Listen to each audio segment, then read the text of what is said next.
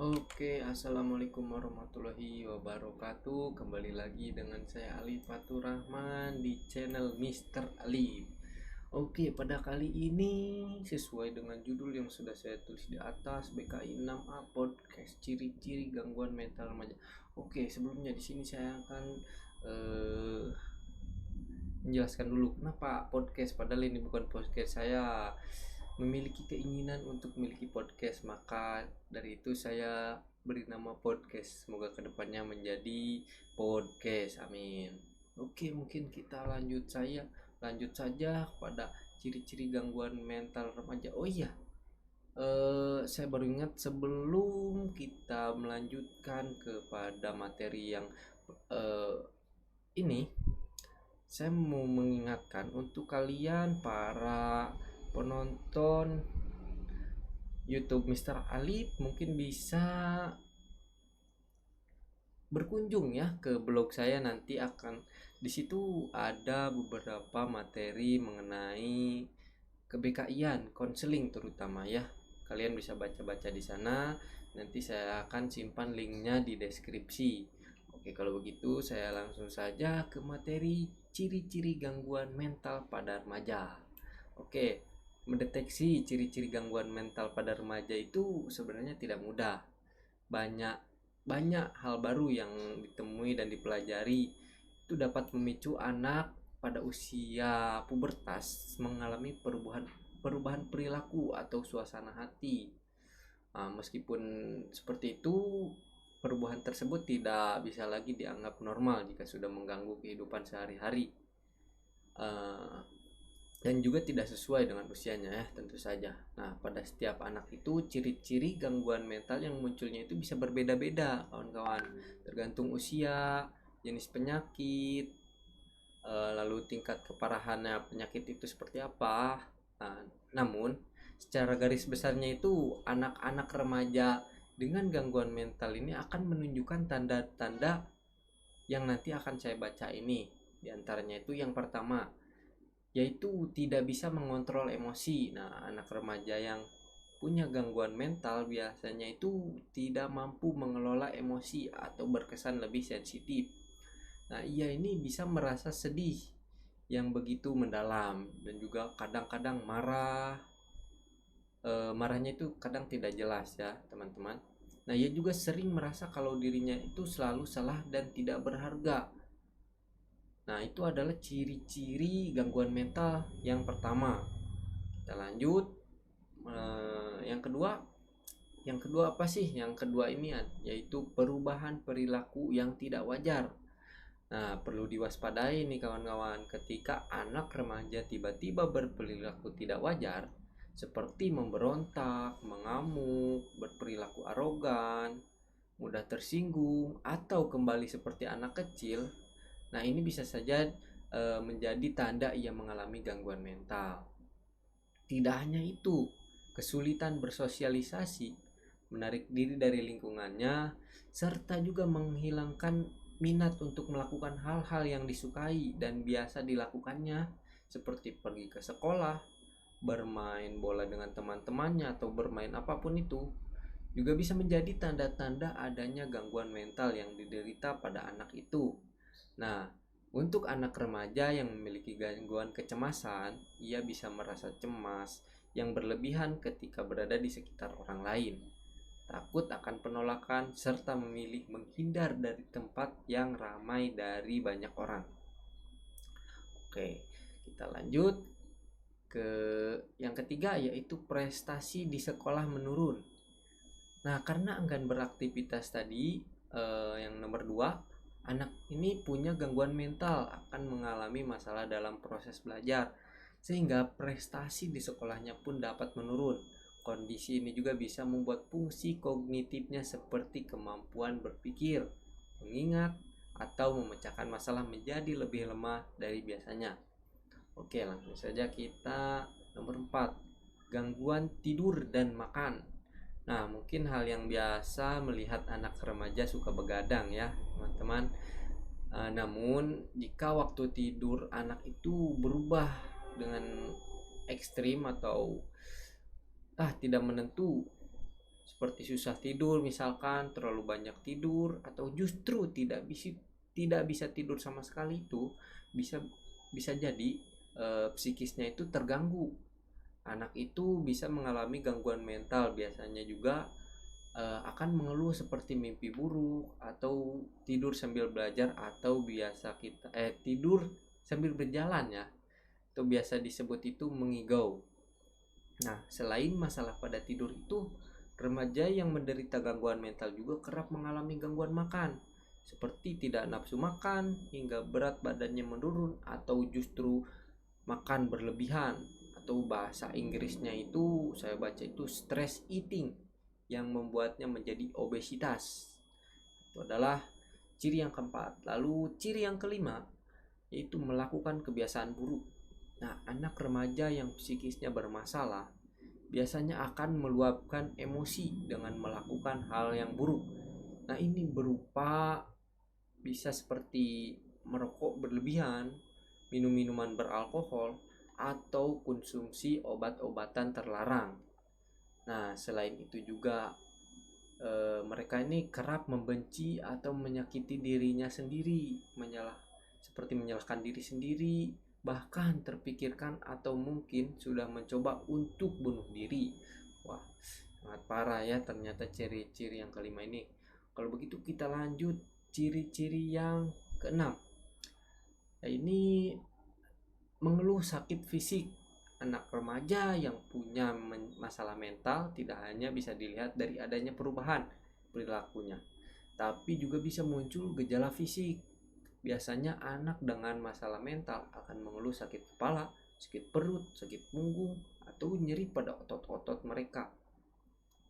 Mereka juga terlihat tidak bertenaga, atau loyo, dan kurangnya semangat. Nah, itu mungkin adalah ciri-ciri gangguan mental pada remaja. Nah, dalam mengatasi masalah psikologisnya ada peran yang harus orang tua ambil, terutama dalam hal mendidik dan mengasuh anak. Nah, upaya yang bisa dilakukannya itu ada beberapa poin, teman-teman. Yang pertama yaitu memperhatikan perkembangan sosial dan emosional anak seusianya. Lalu kedua, peka terhadap perubahan mood anak.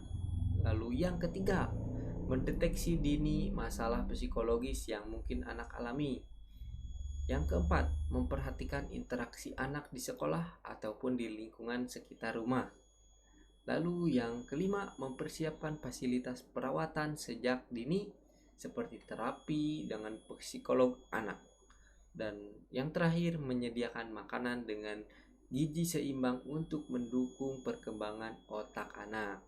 Nah, itu mungkin sedikit lebihnya untuk mengatasi ya, peran orang tua untuk mengatasi masalah psikologis pada anak atau remaja.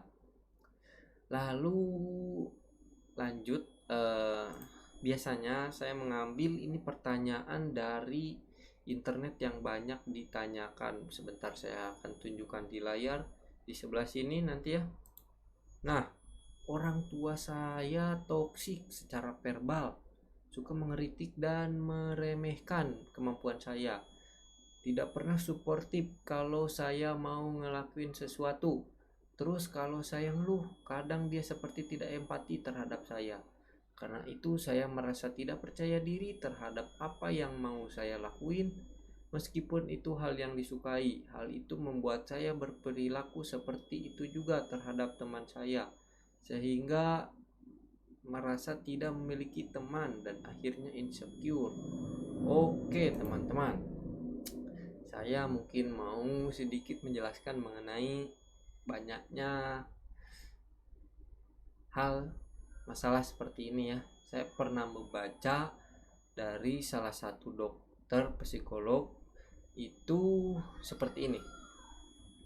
Nah, jadi terkait pernyataan yang tadi, yaitu kan masuk ke dalam toxic parent ya, atau keluarga yang toksik. Nah, perlu diketahui sebelumnya itu bahwa toxic parent itu merupakan tipe orang tua yang mengatur anak sesuai dengan kemauannya tanpa menghargai perasaan dan pendapat anak, di mana dapat membuat anak itu merasa terkekang dan ketakutan, sehingga membuat anak tumbuh menjadi seorang yang sering menyalahkan dirinya sendiri dan memiliki rasa percaya diri yang rendah. Nah, untuk mengatasinya, kalian mereka atau teman-teman dapat menetapkan batasan antara diri sendiri dan juga orang tua, seperti bersikap asertif, itu tegas dan percaya diri dalam berkomunikasi, atau itu tanpa memancing respon yang negatif dari lawan bicara. Tentu dari ini yaitu orang tua kita. Lalu dapat juga mengkomunikasikan hal itu membuat Anda tidak nyaman kepada orang tua dengan penyampaian dan alasan yang baik agar orang tua dapat memahami diri Anda.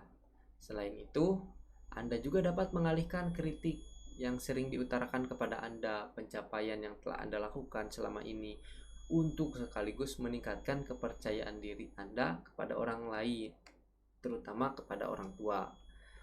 Lalu, tidak baiknya hubungan keluarga memang sangat berdampak ya teman-teman bagi sekitar kita, baik anak-anak maupun orang dewasa dapat terkena dampak dari hal tersebut. Nah, saya turut mengerti dan berempati atas apa yang sudah biasanya orang ini alami. Hal buruk yang terjadi di sekitar, baik itu dulu maupun sekarang, memang sulit untuk dilupakan, bahkan sering tidak dapat dilupakannya, kawan-kawan. Hal yang perlu dilakukannya itu adalah menerima apa yang telah terjadi. Perlu Anda ketahui ya, bahwa kalian itu teman-teman adalah sosok yang mandiri dan hebat. Teman-teman layak untuk dicintai dan juga mencintai.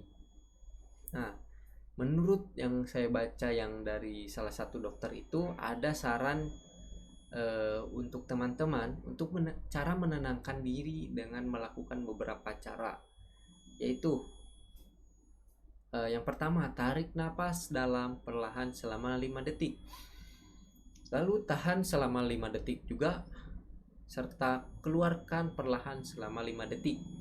Ini biasa disebut dengan metode 5-5-5. Lalu yang kedua, pusatkan pikiran pada aktivitas yang Anda jalani. Yang ketiga, menerapkan metode 3-3-3. Nah, caranya, lihat ke lingkungan sekitarmu dan sebutkan 3 benda.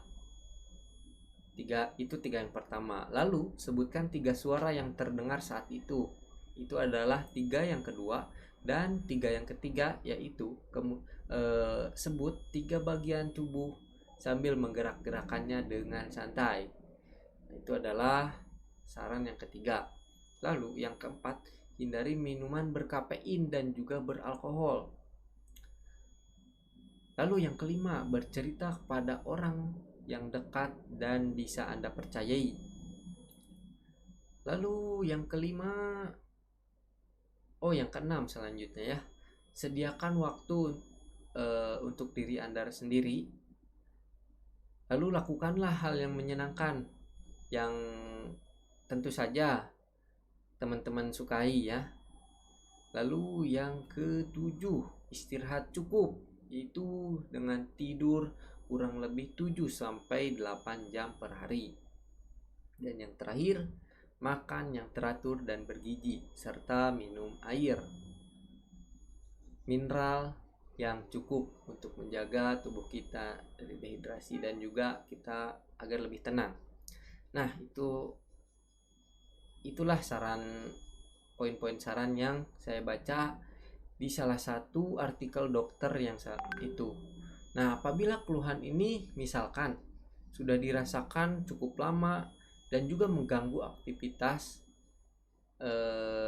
teman-teman, nah disarankan itu untuk segera mengunjungi dokter atau psikiater untuk menanyakan kondisi teman-teman. Nantinya biasanya itu dokter itu akan menanyakan kondisi Anda, riwayat tempat Anda, di mana tempat Anda bekerja, aktivitas Anda seperti apa saja, serta riwayat pola asuh Anda. Nah, jika perlu nanti Anda dilakukan pemeriksaan kapasitas mental, itu untuk mengetahui kondisi Anda saat ini. Nah, mungkin itu saja yang bisa mohon maaf teman-teman. Mungkin itu saja yang dapat saya berikan kepada teman-teman. Mohon maaf apabila masih kurang dalam hal penyampaian saya. Jangan lupa untuk klik tombol like dan juga berikan komentar Anda di kolom komentar. Oh ya, jangan lupa nanti bisa berkunjung ke blog saya. Nanti saya akan simpan di deskripsi ya, teman-teman. Oh ya, jangan lupa juga untuk subscribe channel ini, teman-teman. Terima kasih. Kalau begitu, saya tutup kegiatan ini. Wassalamualaikum warahmatullahi wabarakatuh.